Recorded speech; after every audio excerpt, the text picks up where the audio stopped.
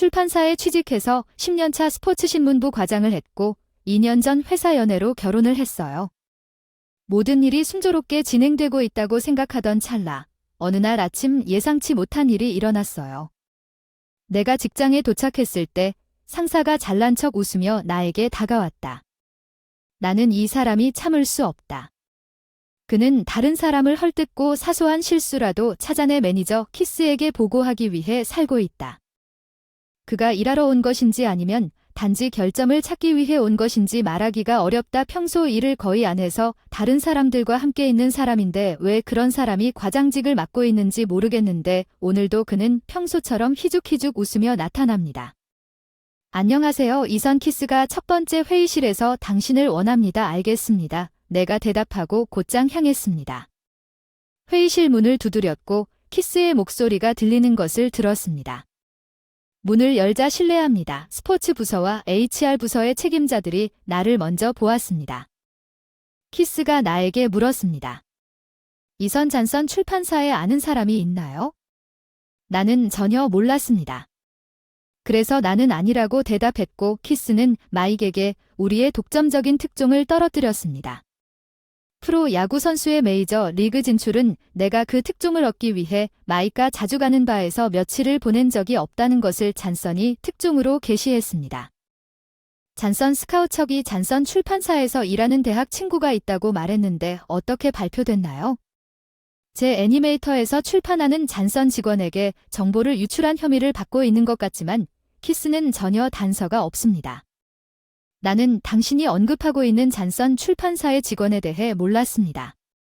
내가 몇 달 동안 일한 특종을 다른 회사에 그냥 넘기지 않을 것이라고 설명했지만 키스의 표정은 스턴으로 남아있었고 HR 책임자 잔어선은 병아리의 증언으로 나에게 말했습니다.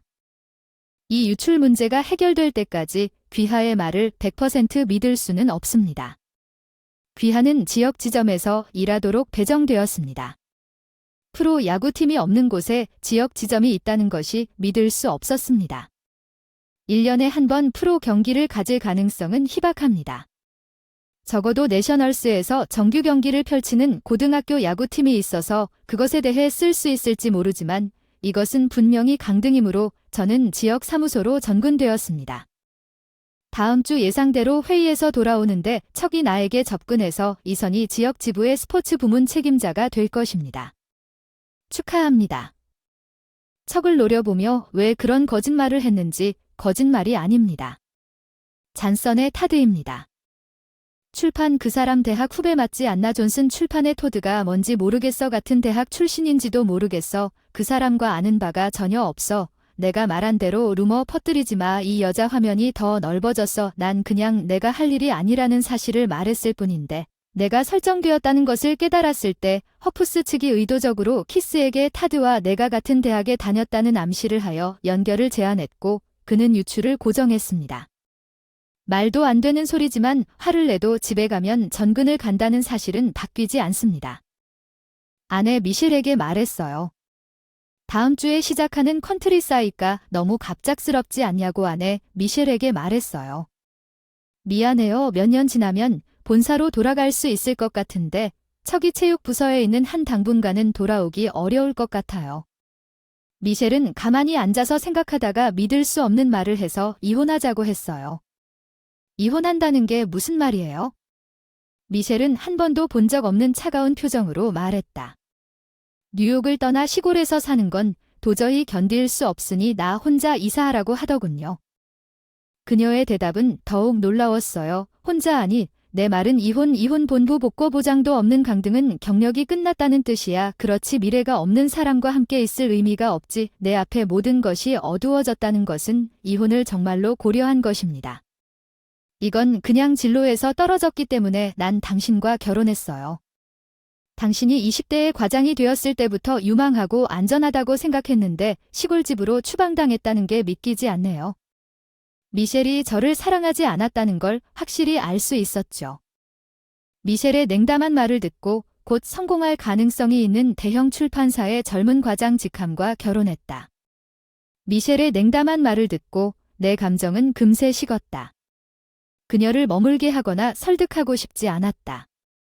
그렇지 않으면 우리는 정말로 낯선 사람이 되었다. 그 후 다시 종이 한 장으로 그렇게 일주일 안에 짐을 싸고 저녁에 이사했습니다.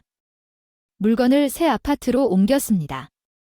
저녁 식사를 하기 위해 도보로 10분 거리에 있는 슈퍼마켓으로 가기로 결정했습니다. 서둘러 안으로 들어가자 머리와 어깨가 젖어 있었다. 건물 옆 골목에서 누군가가 웅크리고 있는 것을 발견하고 다가가 보니 흠뻑 젖은 여자가 앉아 있는 것이 보였다. 그녀는 아픈지도 거의 묻지 않았다. 안녕, 괜찮니? 몸이 아프다. 여자가 천천히 얼굴을 들었다. 창백한 눈이 멍하니 상황이 안 좋아 구급차를 불러야 하나? 먼저 그녀를 안으로 데려가야 해. 이 건물 3층에 살아요. 1층에 세탁소가 있어요. 원해요. 젖은 옷 말리라고 감기 걸리겠다. 내가 제안했어. 나 이상한 것도 아니고 여기 내 명함이야. 그녀는 카드를 가져갔고 그것을 보더니 흘끗 내 얼굴을 쳐다보더니 입구에서 무표정하게 고개를 끄덕였다. 나는 그녀에게 수건과 운동복 바지와 후드티를 건네주고 화장실로 안내했다. 천천히 옷을 갈아입고 샤워실을 자유롭게 이용하자 잠시 후 화장실 문을 닫았다고 그 여자가 나왔다. 고맙다 인사를 해서 미안하다고 했다. 그 사람 머리 아냐? 지금은 괜찮니? 내 걱정해서 미안해. 그냥 빈혈로 인한 약간의 실신일 뿐이라고 대답했어. 나는 커피를 마시고 술을 마시면서 얘기를 나눴어. 내 소개는 내가 방금 아침에 이사했다고 했고 내가 다음날 출판사에 일을 시작한다고 했는데 놀랍게도 같은 회사에서 일한다고 하더군요. 제 이름은 사만다예요. 아마 당신 밑에서 일하게 될 것 같아요. 이단 저는 회계 담당이에요. 와 정말요. 같은 회사여서 놀랐다. 만나서 반가워요. 방금 이사해서 아직 아무것도 모르겠어요. 그 후 회사에 대해 더 이야기도 나누고 잡담도 나눴어요. 같은 곳에서 일한다는 걸 알고 마음이 편해진 것 같았어요. 그리고 그녀는 꽤 마음을 열었기 때문에 나는 내 마음속에 있던 것을 물어보기로 결정했습니다. 원하지 않으면 대답할 필요가 없지만 왜 그 골목에 있었나요? 스토커 사만다는 오늘도 몇 달 동안 스토커에게 괴롭힘을 당했다고 설명했다. 경찰서에서 미행을 당하는 것 같은 느낌이 들었다. 알았어, 내일부터 같이 집까지 걸어갈래? 내가 사무실에서 집까지 데려다 줄 수 있고 근처에 앉으면 즉시 얼굴이 밝아지는데 도움이 될 것 같아. 정말 고마워요. 사만다. 다음날 아침 안도감을 반복해서 보여줘서 고마워요. 밝고 일찍 지점으로 갔는데 바닥에는 스포츠 경제사회 연예부 그리고 총무 회계 부서가 있었는데 본사와는 전혀 다른 분위기였어요. 직원들 하나하나가 효율적으로 협력해서 야근을 최대한 피하려고 하는 것 같았어요. 회사는 이래야지. 회계부에 들어갔을 때 하루 일과가 끝나자마자 그녀의 얼굴을 봤고 사만다에게 다가가서 함께 떠났고 그날 저녁 그녀가 현지인이라 추천해준 식당에서 저녁을 먹었다. 매일 밤 함께 저녁을 먹었다. 자기가 제안한 곳에서 맛있는 해산물을 즐기며 매일 집까지 데려다주게 해서 미안한 마음이 든다. 사만다가 미안하다고 말했다. 괜찮다. 마을에서 좋은 사람들과 훌륭한 음식을 주셔서 감사하다. 나는 아직도 익숙해지면서 그녀는 내 반응에 따뜻하게 웃으며 우리는 매일 저녁 함께 우리 삶에 대한 이야기를 나누며 보냈습니다. 그녀는 몇 달 전 남편이 싱글이 된 후 바람을 피운 후 이혼했습니다. 그녀는 동네 편의점에서 같은 남자를 만나기 시작했고 결국 그는 그녀를 따라다니며 괴롭히기 시작했습니다. 그녀는 우리가 만났을 때 정말 무서웠고 쉬는 날 집에 같이 걸어갈 사람이 있다는 것에 감사했습니다. 우리는 함께 식사하러 나가기 시작했고 그녀는 나에게 가장 저렴하고 가장 맛있는 가게를 안내해 주었습니다. 델리 음식 점차적으로 나는 이 엄청나게 친절한 여성에 대한 감정을 키우기 시작했습니다. 이것은 평소처럼 퇴근 후 어느 날 일주일 동안 계속되었습니다. 나는 사만다를 그녀의 아파트 건물 입구로 데려가고 내가 떠나려고 할 때 여자의 비명소리를 들었습니다. 스토커인가 스토커가 따라가기를 포기한 줄 알았는데 나는 전속력으로 달려가 그녀의 아파트 입구로 뛰어들었다. 내 앞에는 검은 후드티를 입은 남자가 사만다를 안고 있는 것이 보였다. 어때? 그 여자한테서 도망치려고 그 남자 손목을 비틀어 무릎을 꿇고 넘어지게 하면서 소리쳤어요. 남자의 두 팔을 꽉 쥐고 사만다에게 911에 전화하라고 했어요. 근처에 오면 소리쳤어요. 안 갈 거예요. 안심하세요. 저는 그 남자의 목덜미를 잡고 위협했습니다. 몇 분 후 경찰이 도착하여 그 남자를 체포했는데 그 남자의 주머니에는 전기 충격기가 있는 총과 커터칼이 들어 있었습니다. 너무 감사합니다 떨면서 우는 사만다를 달래주었습니다.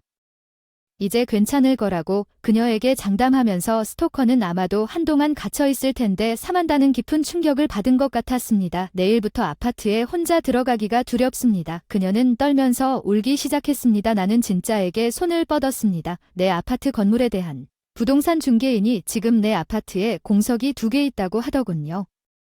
사만다 여기에 비하면 조금 더 저렴하지만 내 건물에 빈 아파트가 있어서 이사하는 게 어때요? 제가 제안한 것은 제가 집에 돌아간다는 뜻인가요? 너와 같은 곳, 이선 그녀가 말하면서 나를 똑바로 쳐다봤다. 제이 같은 건물에 있다면 매일 안전하게 집에 들어갈 수 있도록 해줄 수 있어. 그녀의 얼굴은 웃는 얼굴로 밝아졌다. 그 주말에 부동산 중개인이 사무실 전체가 사만다의 이사를 도왔습니다. 신문에는 스토커를 저지한 뉴욕의 영웅이라는 제목의 기사가 실렸기 때문에 이사 중에 그날의 화제가 되었습니다. 학생 시절부터 무술 훈련을 받은 것을 보니 좋았습니다. 같은 건물로 이사온 이후로 사만다는 자신이 너무 많이 벌었다며 자신이 과도하게 만든 스튜를 가져오기 시작했습니다. 우리 둘 다 아무 말도 하지 않은 사만다와 나 사이에 낭만적인 감정이 싹트기 시작하고 있다는 미묘한 느낌이 들었습니다. 아직 그것에 대해선 이야기하지 않았지만 지금은 강등되고 여기 오기 전에 이혼한 사만다와 함께 보내는 시간이 정말 즐겁습니다. 솔직히 충격을 받았지만 지금은 그게 모두 올바른 과정의 일부였다고 생각합니다.